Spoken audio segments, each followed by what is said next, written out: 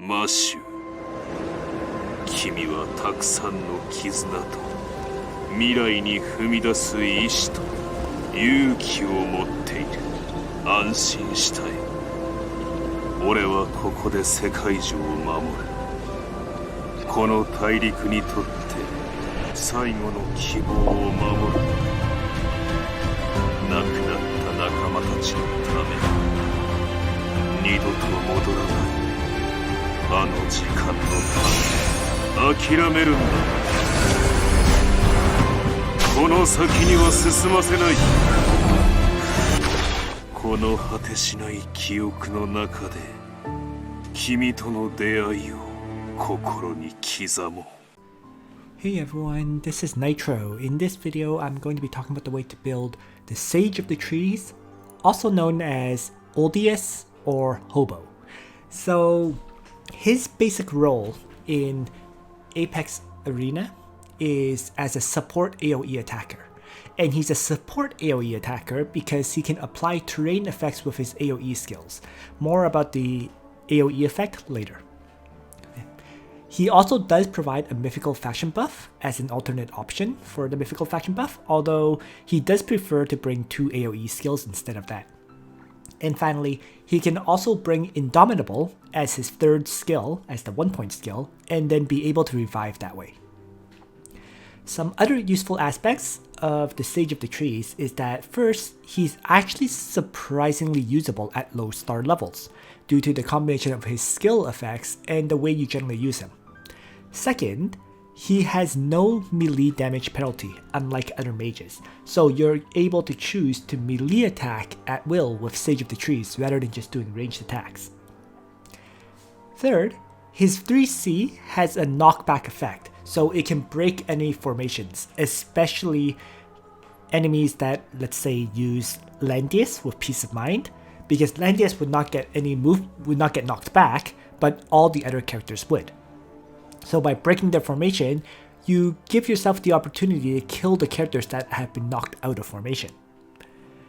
And finally, the effect of his terrain effects from his AoE skills is that first, it allows your units to attack and retreat, and it also slows down enemy cavalry and flyers. So this dual effect of his terrain effects will make it so that characters who get to act again after using a skill, like let's say cavalry units with chivalry, Sonya with strike, or flyers like Ares, to not actually be able to attack you properly.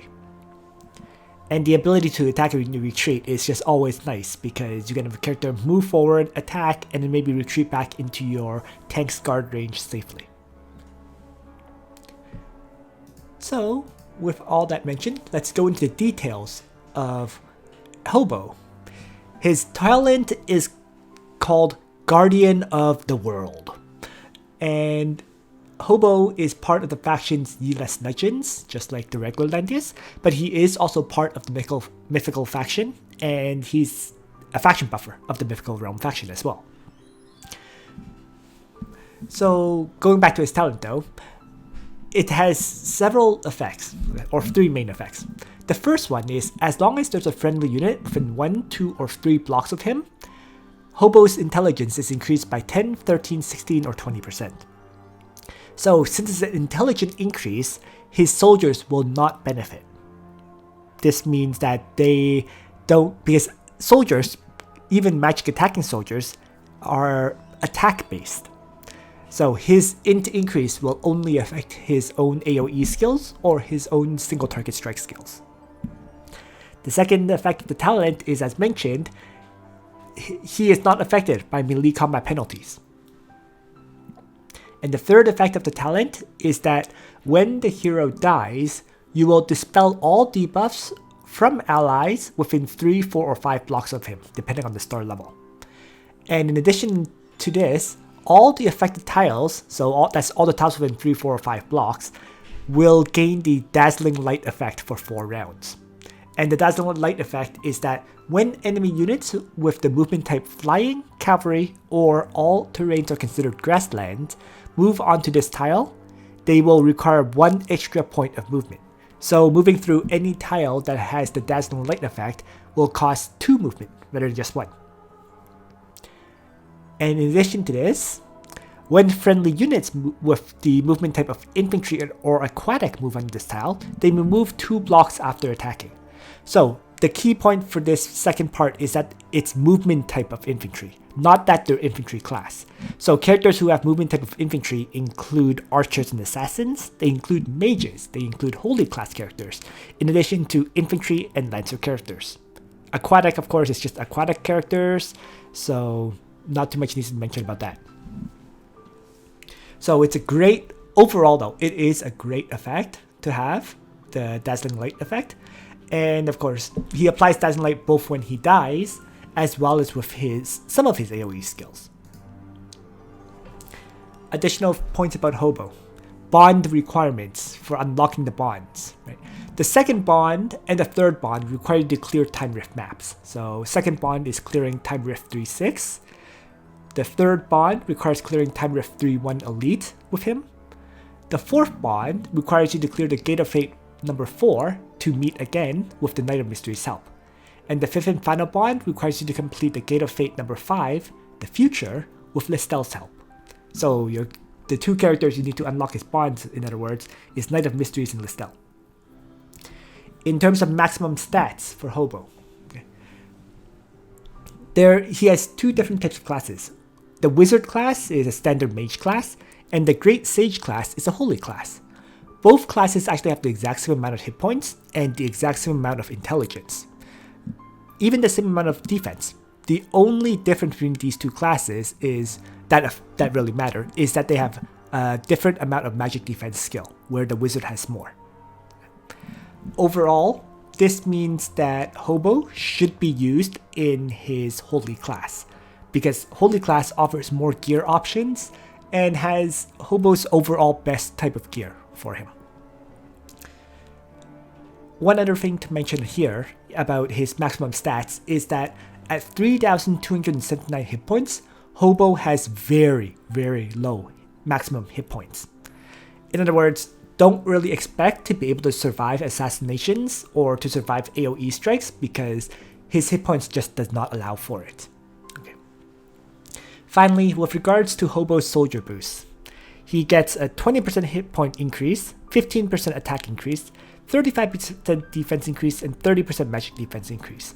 What you can really say about this one is his soldiers aren't very powerful at attacking, so don't expect Hobo to one-shot enemies. So next, let's move on to talk about the Heart Bond effects for Hobo. I'll start with the Heart Bond effects in his Wizard class, even though that's not his recommended class. At level 4, when attacked by a unit with a debuff and entering battle, damage taken is reduced by 10%, so this one is kind of hard to trigger. At level 7, when attacking a unit with lower hit points than yours and entering battle, damage dealt is increased by 10%.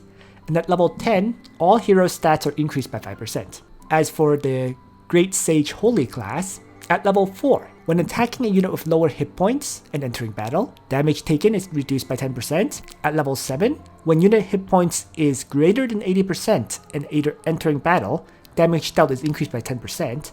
And at level 10, all hero stats plus 5%.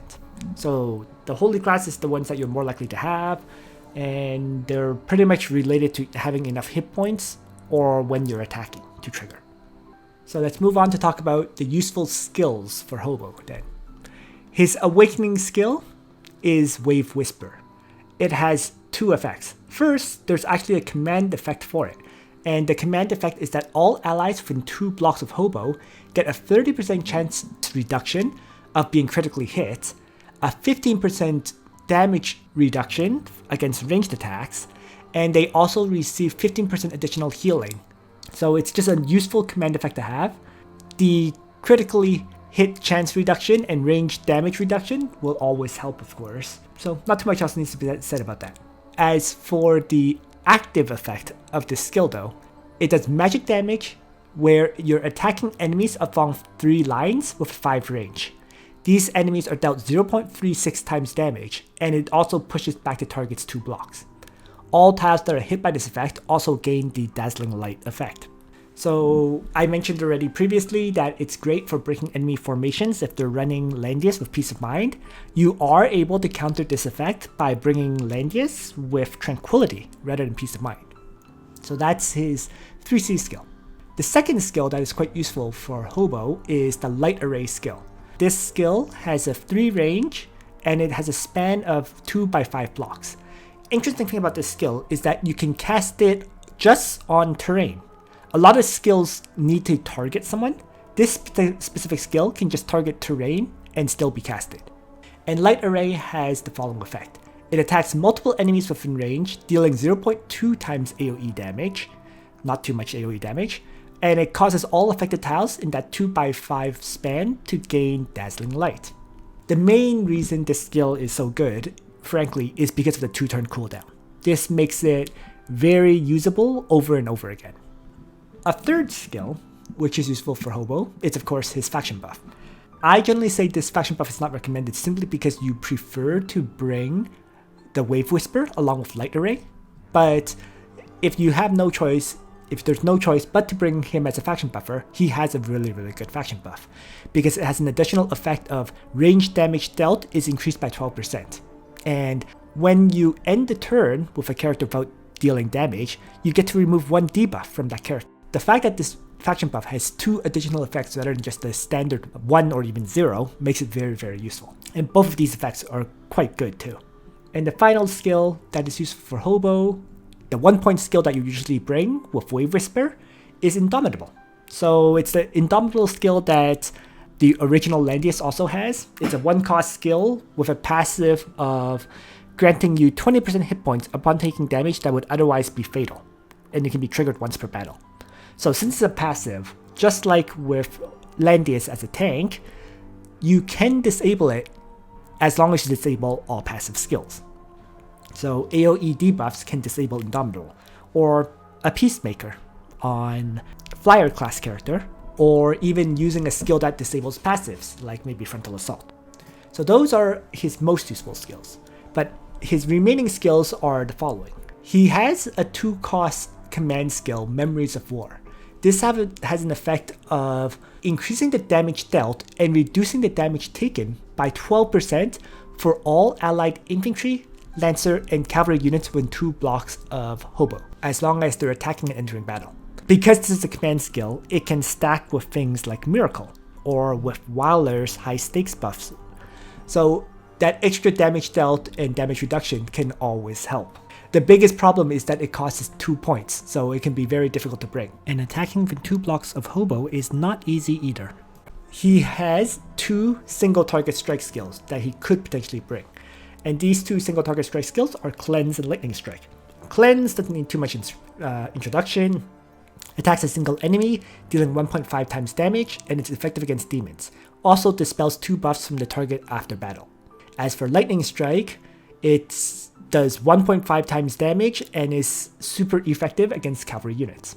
Next up would be the Thunder Dragon's Breath skill. So Thunder Dragon's Breath is very much like a standard AoE. We've seen it on multiple characters before.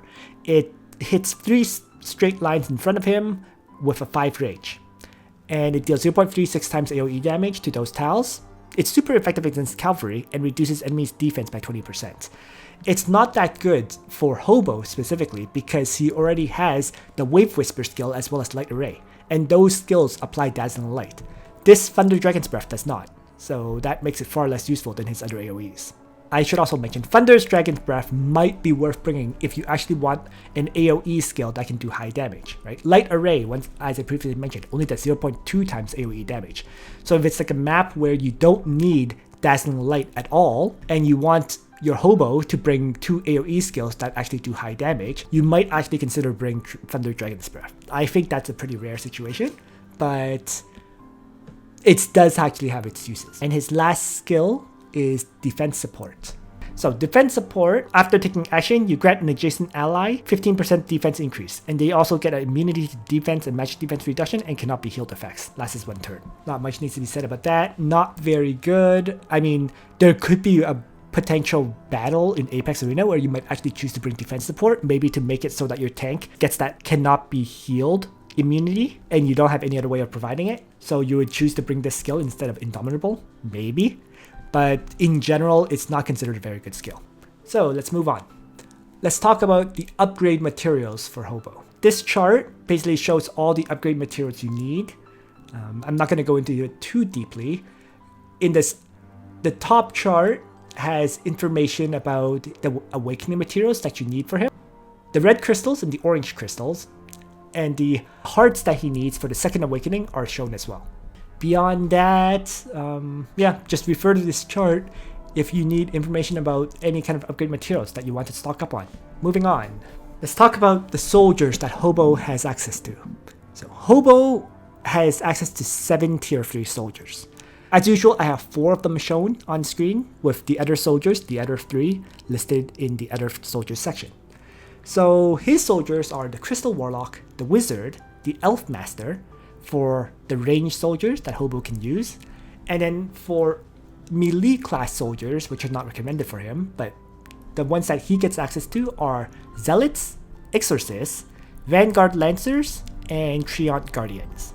So in terms of the ranged soldiers, Crystal Warlock, Wizard, and Elf Master, I would say his best soldier and soldier of choice in general is the Crystal Warlock. Right? This is because Hobo's bonds don't buff the soldiers all that much. So you really shouldn't expect Hobo to one-shot anyone as either melee or ranged attacker. So there is not too much reason to bring Wizards or Elf Masters as a result. By comparison, Crystal Warlocks have a lot of hit points, so they are very, very tanky and make it difficult to assassinate your Hobo. In addition, the Crystal Warlocks also restore 30% of the soldier's hit points after taking action. And when forced into battle by a physical attack, they also reflect 30% of the damage that they take. So it's just a useful synergy of various effects is what makes Crystal Warlocks his best soldier. Of course, you can always choose to bring Wizards, because after all, Wizards will increase the attack and magic defense of the Wizards themselves by 30% whenever you're attacking. So there might be situations where you would prefer extra damage over that survivability bonus. Elf Masters I have listed on this soldier page. I actually don't consider them very good soldiers. Their effect is that their attack and defense is increased by 30% as long as in woods or mountain terrain. That terrain limitation makes them very difficult to use, right? Because they only get this boost from mountains or woods. Not easy to always be attacking from those kind of tiles. Finally, at the bottom I have listed Zealots. Just like Elf Masters, I don't consider Zealots an ideal soldier choice for Hobo. I just have them listed there because I feel everyone or almost everyone should have Zealots leveled up to level 10, right? Given their high utility as a soldier. So Zealots has this effect. When soldier hit points is above 80%, for every equipped buff, soldier attack, defense, and magic defense is increased by 15%, up to a 45% increase. So you bring Zealots if you want just like a kind of general purpose tanky soldier. Of course, Exorcists are also a pretty general purpose tanky soldier, although Exorcists I think are more defense oriented rather than being both defense and magic defense oriented. As for those last 2 soldier choices, the Vanguard Lancer and the Treant Guardian, Treant Guardians only have a special effect trigger of stat increasing when they're at 100% hit point. Not very good for PvP. And Vanguard Lancers is like an offensively oriented Lancer soldier, which is kind of odd. I don't know. I mean, you might bring one of them if you have them leveled up and you somehow need a Lancer soldier on Hobo. But once again, I feel like Crystal Warlocks are much more useful as a general purpose soldier. So now, let's move on to talk about probably the most important part of all this, which is the equipment for Hobo. So I'm going to start off with, of course, the primary section, move on to secondary, and so on. So in the primary section, my recommendation in general is that his best enchant, without doubt, is Clocks. Because Clocks gives you the opportunity to have a 30% chance to refresh your skills as long as you do damage with them. Of course, other enchants that can be considered for use would be Magic as well as Breeze. I don't consider either one an ideal enchant for him, important to note, but they could be used. With the enchants covered, let's talk about the gear. So, the gear is exactly why you want Hobo in his Holy class, because in Holy class, he'll be able to use his best option for a weapon, the Gift of Eternal Life. Hobo very frequently is going to be launching out AoEs. Okay, it's important to note.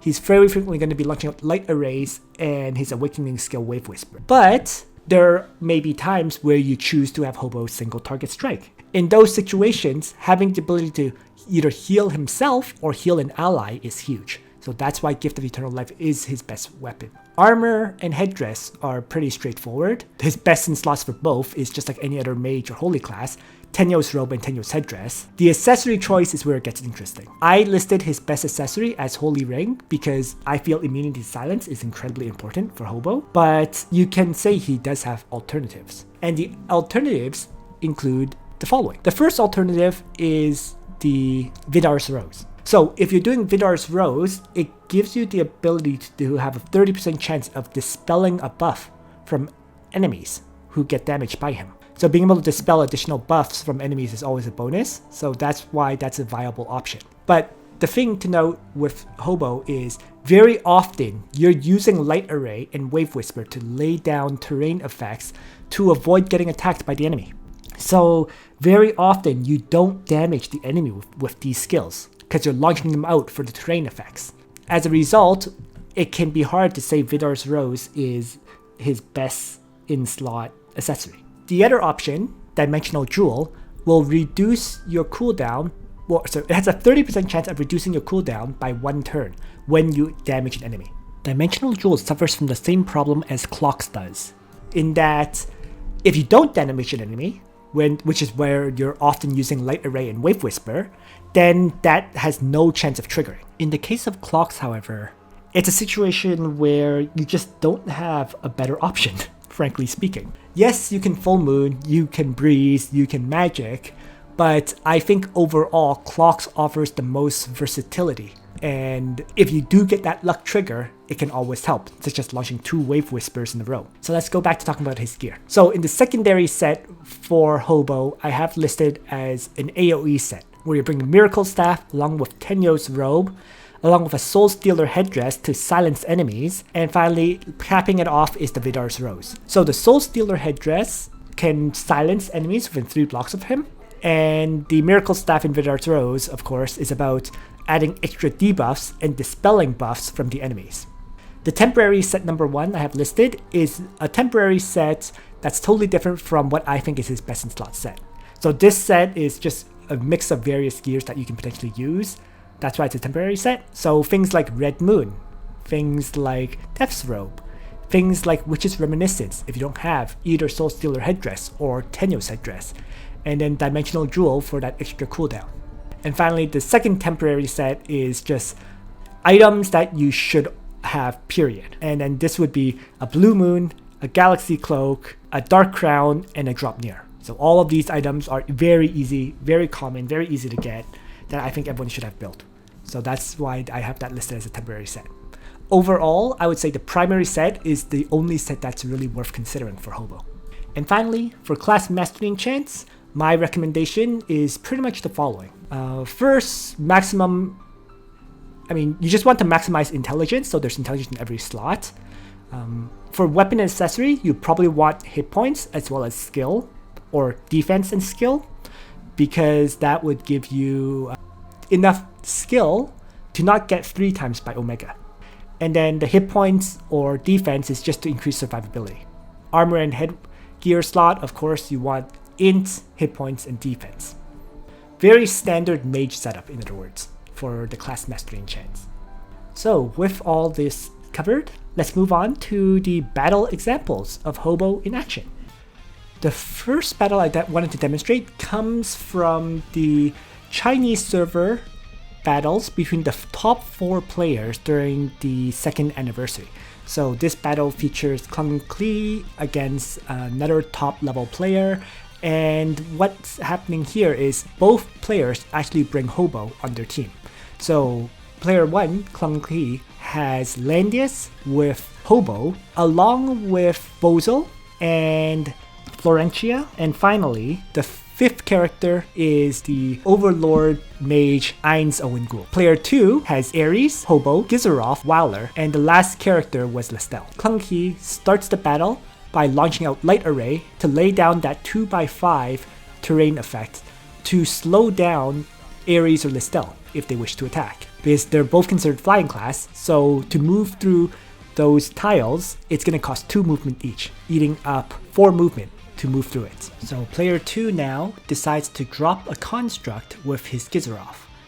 And the construct was fortunate enough to get a +3 mobility effect on it, so it has very high mobility. It's worth mentioning that constructs are also affected by the Dazzling Light effect because they are also considered flyers. So Clunky, player 1, now activates the faction buff, buffing up both versions of Landius. Player 2 now is considering replacing those that terrain effect with his own Hobo, but he didn't do so, ultimately. I'm not going to go too much into Ain's Owen Ghoul in this particular battle example, but you can basically consider him another AoE mage, similar to Bozel. He also has some unique effects, like his 3C skill, lets him trigger additional buffs, which is what he's used there for now.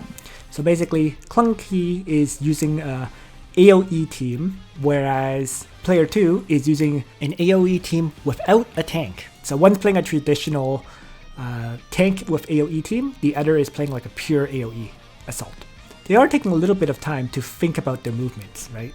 This is a live stream, so it's not like watching a match where all the actions have already been predetermined. So each maneuver will take a little bit of time for the players to think up. Florentia is just hovering back. She also gets the trigger to use a strategist perk every turn, and this first turn she does not do anything because of limited strategist points.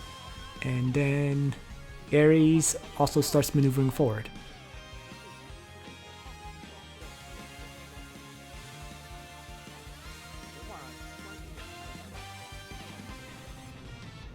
So KK's turn, he just has Landius Peace of Mind on the spot.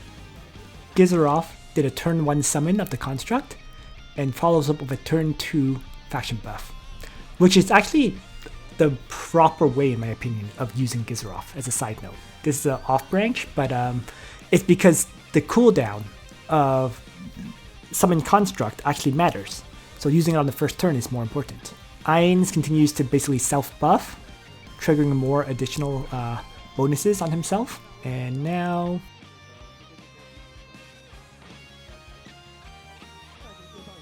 Weiler uses Regroup on the construct. Since the construct has no soldiers, it gets to trigger its act again effect.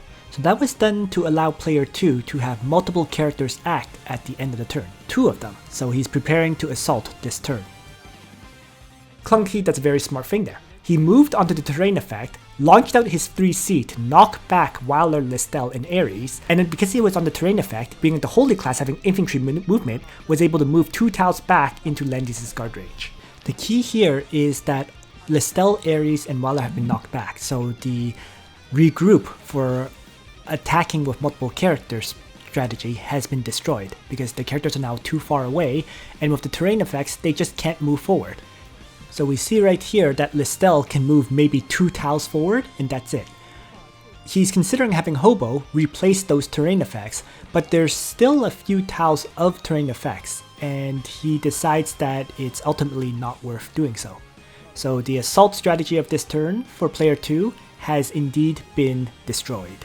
Instead, he just replaces a part of the terrain effects with Light Array, instead of all of it with his 3C. So player 2 is now continuing to count tiles now that Bozel has moved forward, and he's maneuvering characters to stay outside of the enemy Bozel's range. What's worth mentioning here is Bozel just showed that his movement is also limited by Light Array because Bozel himself is a flyer, even though the Crystal Warlocks are not. An interesting point worth mentioning is Listel is actually bringing her 1-point guard skill here that also allows her to heal whenever she does damage. So this is allowing her to stay healthy, I suppose. She also has Blood Dance and Mindbore, so no Reaper's Touch. And to be honest, Reaper's Touch won't be very useful in this fight because Florentia, which is Clunky's healer, is hanging so far back that there's almost no chance of applying that Reaper's Touch on. In the meantime, Ares is just considering where to place himself, and he just stays on the spot. So you can see player 2 is continuing to carefully count tiles to see where he should place his characters to avoid Bozel's AoE strikes. So Clunky is trying to decide what to do now, and he has no real way of attacking at this time. So he's just selecting characters back and forth, trying to see, count tiles, figure out what exactly he should be doing, and struggle is real on this turn. So he looks at Landius, for example, considers maybe moving Landius forward, does some tile counting and planning, to see what would happen if the terrain effects get removed, for example, and ultimately he just decides to end turn Landius on the spot instead of moving forward. Meanwhile, player 2 is considering roughly the same thing. Does he move in to assault or does he hold back? So both sides are carefully considering how to actually attack at this point, and struggling very much with it, as we can tell, because of the terrain effects applied by Hobo. So far this has very much been a battle of terrain management. That Wilder shutdown on the regroup was pretty clutch on Clunky's part. Very much a big brain action. And now, player 2 as well is struggling to figure out how to attack. The dazzling light of terrain effects are really affecting the mobility of his party, because lots of characters are flyer class. And ultimately, he decides to simply have his Listel retreat instead of moving forward to try to attack, because he thinks there's just no point in trying to do so through all those terrain effects. So we're back to Clunky's side. He doesn't have any real maneuvering for attacking right now, so he uses Florentia to provide that mobility buff using one of her tactician skills or strategist skills. So that gives Bozel enough movement now to move through the dazzling light effects. Of course, a large part of this is because player 2 only laid down a light array in the center. He didn't lay down his 3C yet. But nonetheless, now that Bozel has this much mobility, player 2 has to respond. So he has the choice of potentially using his Landius to lay down his 3C for more terrain effects. That is one option. He also has an option of using his Gizerov. So he's very much taking the time to think about which option he should take here. And what he ends up doing is he chooses to use the Gizerov construct, sending it forward, launching out the ultimate construct skill to apply debuffs onto the characters of Clunky. So I'm sure he was hoping for a mobility debuff here, didn't get it, got a cannot receive buffs effect onto Bozel instead. So given that's the case, well, it's probably time to retreat that construct. So Clunky starts the attack with Bozel charging forth and launching out a black hole at 4 characters in the party of player 2. Surprisingly, right? Because you'd think the Ares Listel team would be the ones to attack first, but due to terrain effects, they aren't. So one interesting thing here just now is Bozel could have retreated 2 tiles back, because the Crystal Warlocks do have infantry type movement as mage class soldiers. So there was that opportunity to attack and retreat with him, but Clunky chose to just leave Bozel where he was standing. Odd that. So Wilder activates High Stakes now to remove the debuffs applied by Bozel, since Wilder didn't get silenced, and that dispels pretty much all those debuffs, and allows player 2 to have more options now, especially in killing off Bozel, who didn't retreat. So now player 2 has the option to use both Ares and Landius to take out this Bozel, and he's just trying to figure out how to do so, I guess, from a reasonably safe perspective. After all, player 1, Clunky, still has Ainz Owen Ghoul, who had mobility buffed himself by self-buffing, to charge forward and launch out attacks as well. So he's just trying to figure this out. Thinking some more. There's 2 characters to use to take down Bozel. How to position them in a way that takedown can be relatively safe. Finally, he chooses to use the Fearless Hurricane, move behind Bozel, single target strike Bozel. Doesn't kill him, of course. and then finally do a bit of AoE damage and get to move back a few tiles. Can't move too far because of the terrain effects, so he was only able to move 2 tiles south, but that's still enough to get out of range of Eins Owen-Ghoul. Oh no, Eins Owen-Ghoul has a self-targeting AoE, and that self-targeting AoE had enough range to hit Ares, who got slowed by the terrain effects, Dazzling Light. So it ends up being a trade. Right? Bozel dies, Ares dies. So it's a 1-for-1 trade is the final result, which is a pretty good trade for Clunky. So now Eins Owen-Ghoul gets to act again, launch out another AoE. This one should be his 3C, and that 3C takes out Wyler.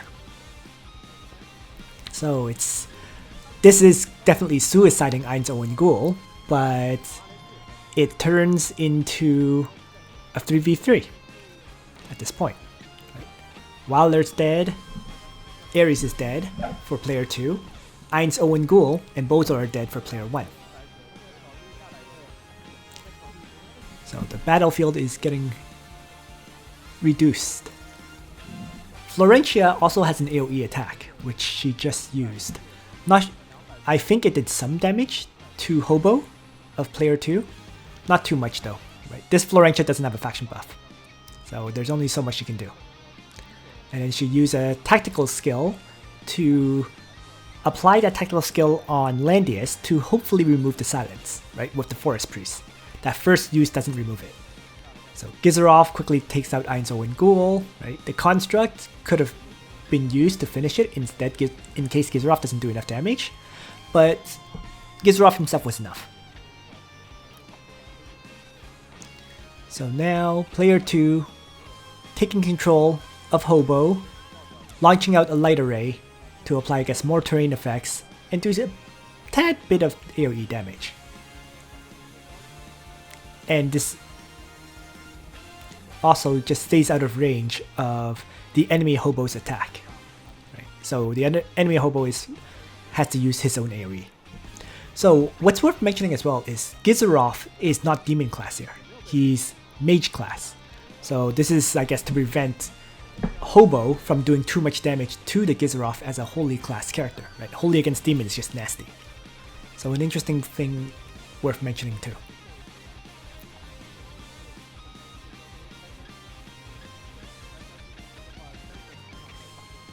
Yes, it is now down to a 3v3. One side has Landius, Florentia, and Hobo. The other side has Listel, Hobo, and Gizerov. Florentia launches out another AoE. The AoE fails to kill Gizerov. And so Florentia applies another tactical skill onto Landius, and this second tactical skill removes that debuff of silencing that was applied onto Landius. So now Landius was able to faction buff. Player 2 did use his 3C with his Hobo to knock back the opposing Hobo, and that knockback actually pushed Clunky's Hobo back far enough so that he can't actually launch out any attacks on the opponent party. So that was a clutch knockback, right? His 3C will hit 2 characters. His light array doesn't. Right? It keeps Gizerov alive. That is what I should have said more clearly. The pushback knocked Hobo back far enough so that light array can't hit anyone, or can't hit Gizerov.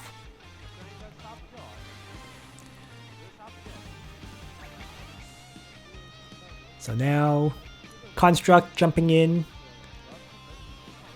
single target strike damage, and some buff removals, I think, from one of those bonuses that the Construct has.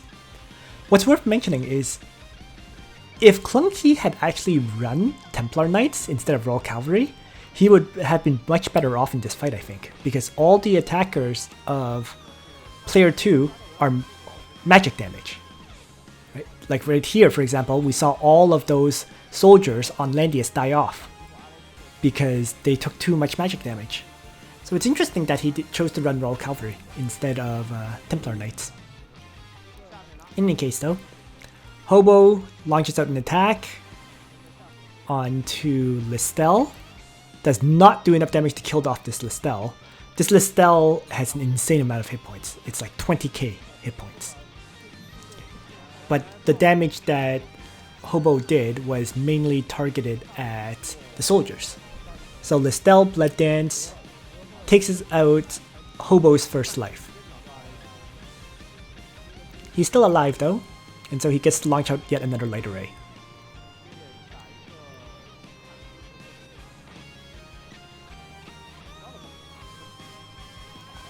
And now, player 2 maneuvering forward, right, seizing terrain, and getting everyone into positions where they can start attacking. Clunky now is figuring out how to position his characters and move them. Does he move Langrisser first or does he move Florentia first? Right? And where does he position them too? That's also important as the map is getting smaller and smaller.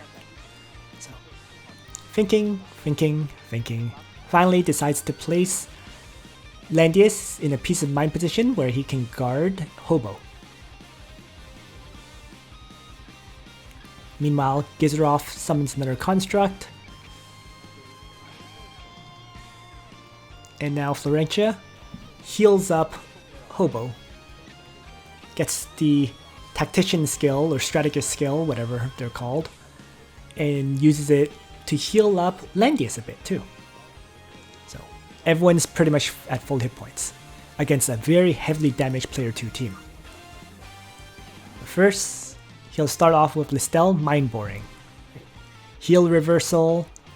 Since Listel did some damage, he gets some healing from that 1-point skill.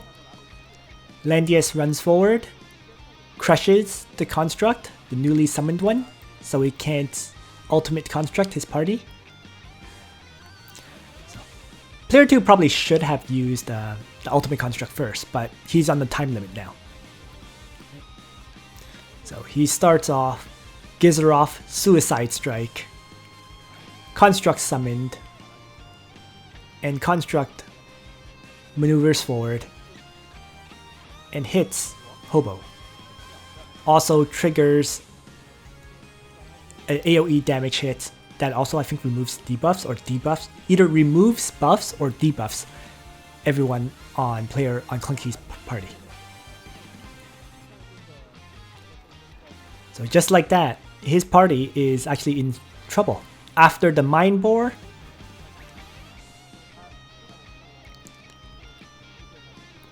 they are all taking a lot of AoE damage.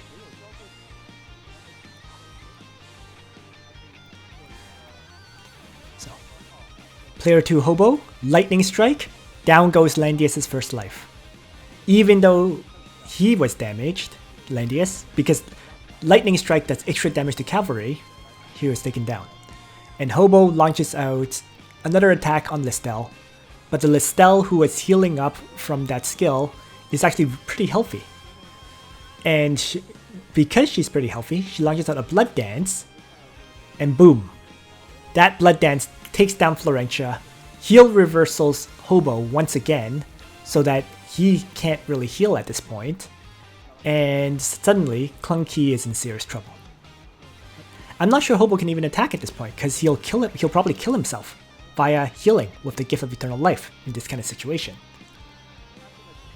So Langrisser tries to take down Listel, the near 20,000 hit point Listel, doesn't kill her, and finally, the battle's over. So Light Array from Hobo, right? Terrain block on this Hobo Langrisser as well. Clunky's Hobo cannot get out of poison at this point with the terrain block. He just attacks, dies. Tries triggering some terrain effects, I suppose, but the thing about there is terrain effects don't apply onto the poison tiles, right? It only applies on non-poison tiles. So ultimately, Clunky ended up losing that fight at the very end. So what we got to see was a lot of utility of the 3C knockback effects as well as light array for terrain management, and it actually had a heavy impact on this battle. For example, Ares was barely able to move forward or retreat in this fight. The final battle example I want to demonstrate has me using my Hobo with an AoE team that has Licorice, Ariane Rod, and Langrisser is my tank. Furthermore, I do have Sophia as my healer, so I'm not bringing any faction buffs whatsoever. Instead, I will be relying on Sophia's mass heal to effectively provide a faction buff to all my characters. On the opposing team, he's actually running no dedicated healers, but he has 3 combat healers. So Licorice can heal with Dark Despair, Deedlit can heal with both Sea of Miracles and Elven Aura, and Rachel can heal when attacking. There is also Juggler to provide heal prevention against my AoE attacks, and finally Landius as another tank. So, initial setup, as always, with some maneuvering forward. The thing as well I should mention is, by not having to bring a faction buff on my characters, Landius, for example, was able to bring Rout along with Peace of Mind. Ariane Rod brings his usual combo of skills. Sage of the Trees, after I thought about it, I decided that I did not need to bring her second attack skill, her second AoE skill. So instead of bringing the second light AoE skill, I decided to bring Cleanse on my Sage of the Trees. And Licorice, for me, I decided to make her act as a more of a healer. So she's bringing Dark Despair along with Mass Heal, in addition to Demonic Event. So she's not bringing a second AoE, she's bringing Mass Heal to keep my characters healthy.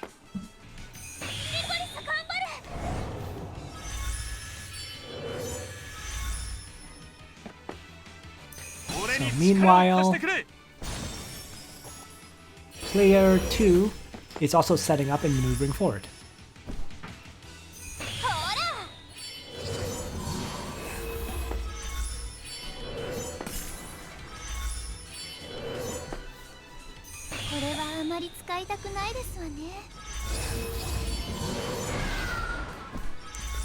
So you can see here that Ariane Rod get a mobility buff just now from my Sophia.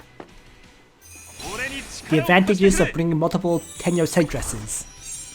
In fact, for this party, Hobo, Sophia, and Licorice all have Tenyos headdress. So I get 3 chances of extra buffs. Alex starts off with the AoEs. And so I reply by replacing that with other terrain effects. So I also trigger clocks here, so I could launch out Dark Despair yet again. And the nice thing about this one is my AoE was able to hit everyone without hitting Juggler.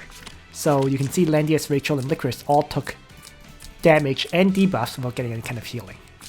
Debuffs included Landius's cannot be healed, Rachel got 2 debuffs, and Licorice got a mobility debuff as well as fixed damage effect.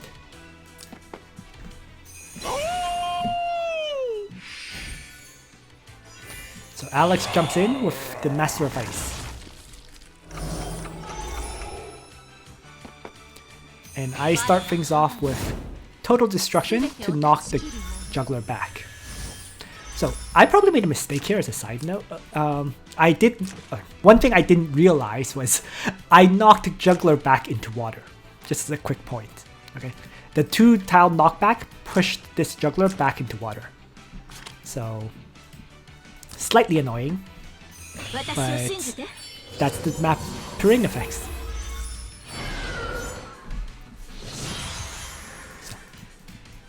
Another thing worth mentioning there is Deedlit moved up, but she actually didn't have an act again effect last turn, so she got to move up, and now she'll be able to act again this turn. So this is where I make my mistake. I have Ariane Rod melee attack to act again, and the mistake here is that Ariane Rod moved next to a Juggler that's in water. So that means I also can't move. because this juggler has the Sacred Beast shock, or sorry, the Sacred Beast him effect of immobilizing characters next to him. So all I can do here is Grand Cross, dispelling some buffs from the enemy, doing some damage, but I can't move. Right. So while I dispelled some buffs, and I believe I dispelled the buff that makes Juggler consider himself in water. The problem is, Juggler is already in water anyways. So even though I dispelled the effect of him being in water, since he's in water regardless, he still has the full stats. So that was my mistake, right? Not paying attention to the terrain effects. Nonetheless, battle continues. My opponent starts with Runic Void, getting some AoE damage in. I reply with Dark Despair. Since I have it, with the clock's trigger, might as well use it again. And that healed pretty much everybody back to healthiness. My opponent also gets the Dark Despair, because he never used it. He used Dark Dragon's Breath the previous turn. And in response for now, I launch out my 3C to knock the enemies back. And the key thing here is, by knocking these enemies back, specifically Deedlit, Deedlit is running unicorns, and unicorns are considered cavalry movement. So with these unicorns, even though Deedlit currently has 5 mobility due to a breeze activation, she can only move 2 tiles, because it's going to cost her 2 tiles to move through this tile, 2 tiles to move through this tile, and then one movement is not enough to move through another Dazzling Light tile. So if she didn't even have to activate Breeze, she would only be able to move 1 tile, in fact. So that Breeze activation really helped me. In addition, since he used Sacred Beast Hymn on me, my Sage of the Trees is considered being in water, which means he only has 1 movement. So I can't trigger his ability to act again, the Deedlit. So the Deedlit is totally out of range, basically. Lancer Landius attacks my Cavalry Landius. And here I cast Rewind to refresh my skills. So I take care to make sure my Hobo continues to have 1 movement, not 2. And actually, because of my mistake with Ariane Rod, Juggler's Beast Shock gets to do full damage to me there, right? Because he's in water. So Landius dies for the first time, right? Guarding in my Ariane Rod.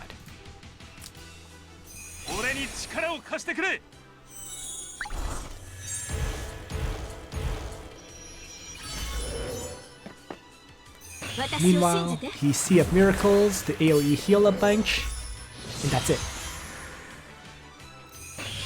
So for now, I mass heal on my side. So, annoyingly enough, that mass heal didn't actually heal up my Ariane Rod, because Ariane Rod got cannot heal yourself debuff from his Licorice. Right? The Dark Despair, I guess, applied cannot be healed onto my Ariane Rod last turn. So, yeah, I can't heal up right now with Ariane Rod. And the Rachel with 3 range, using Lightning Strike, attacks my Landius but leaves my Landius at 95 hit points. Super close, but this is a combination of factors that caused that to occur. First, Rachel was already damaged, so the sorceresses didn't get that attack increase. And second, bringing that 3 range staff inherently means you have less intelligence. So given that this Rachel did have less intelligence, her attack did not do enough damage to kill off my Landius. In hindsight, I probably should have run Templar Knights as a quick note to make sure my Landius lives rather than running Guardian Cavalry. But at the end of the day, I did survive, even though it was just 95 hit points. 95 hit points is 95 hit points.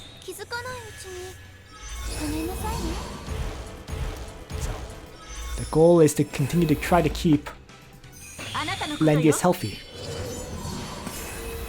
So a quick heal. Deedlit gets to come up and use Elven Aura. I activated Blood Shield and survive.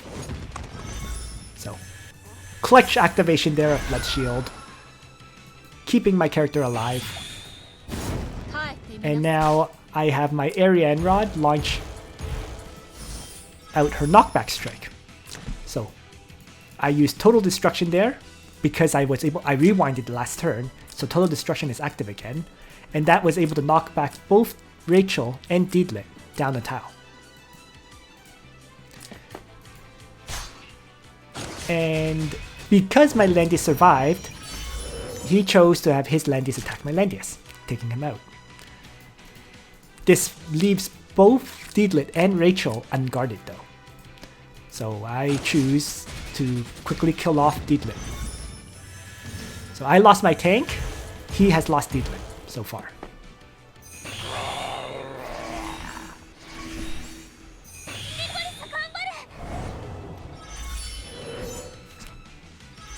We did get to see Hobo. So basically Hobo's knockback. Yeah, so basically what we got to see was first Hobo's knockback kept Deedlit out of the fight for a clutch turn. Then combined with Ariane Rod's formation breaking via Total Destruction, Hobo was able to kill off the damaged Deedlit and then kill off the damaged Rachel. So the damaged Rachel fell there because Juggler does not guard against magic once Sacred Beast has worn off. So without... I have a feeling he thought that Juggler would do magic guard here, but without that magic guard, Sage of the Trees easily kills off Rachel, and then with the Gift of Eternal Life and Crystal Warlock healing, was able to heal back up to full health.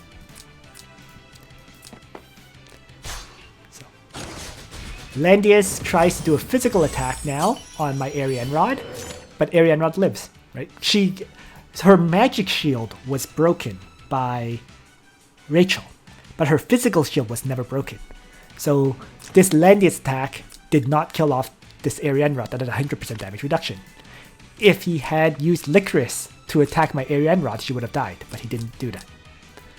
So Ariane Rod is able to move back and get to safety for now.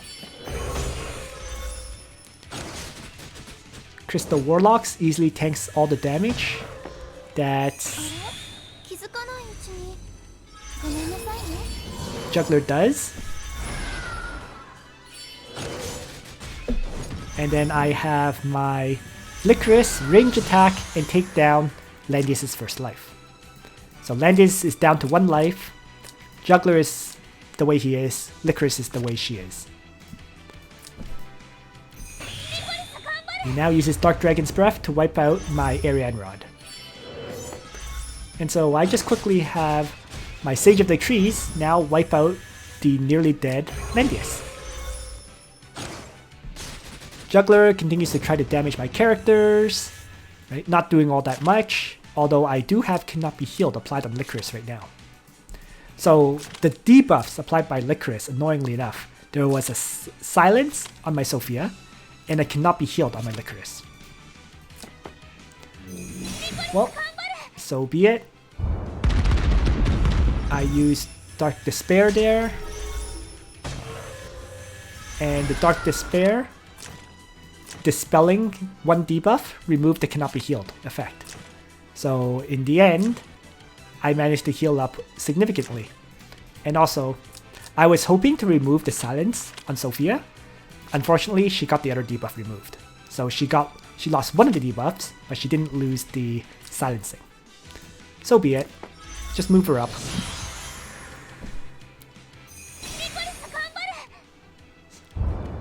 Alex follows up with another Dark Despair. I follow up with Mass Heal. Right, so I replace the terrain effects he's applying and dispel 1 of the debuffs that gets applied. So I still keep my, the terrain effects, I mostly eliminate them as a factor. So So now, Sage of the Trees, taking advantage of the fact that he can melee attack for full damage, does a melee attack on Licorice. Right? So I don't care about Juggler because Triton doesn't guard against magic strikes. So Sage of the Trees, melee magic attack, takes off most of Licorice's hit points now. And I focus on just keeping my characters healthy and giving them buffs.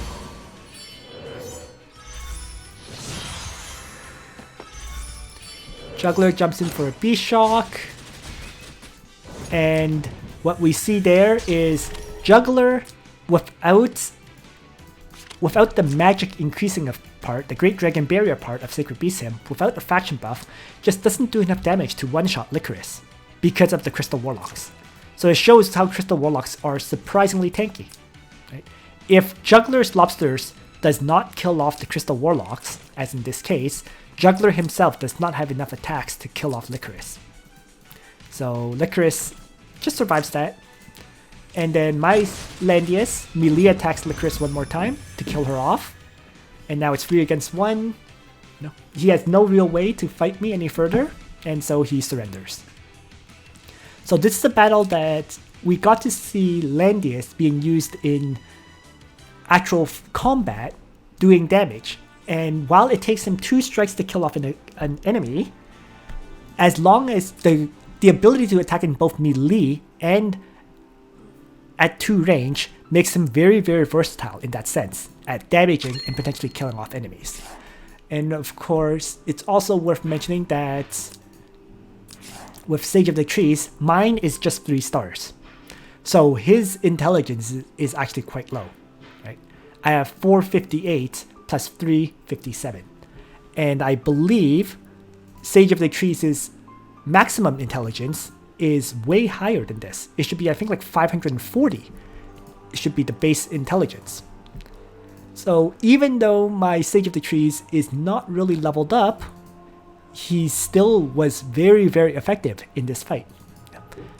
In combination with my other characters, of course. So that is it for this video.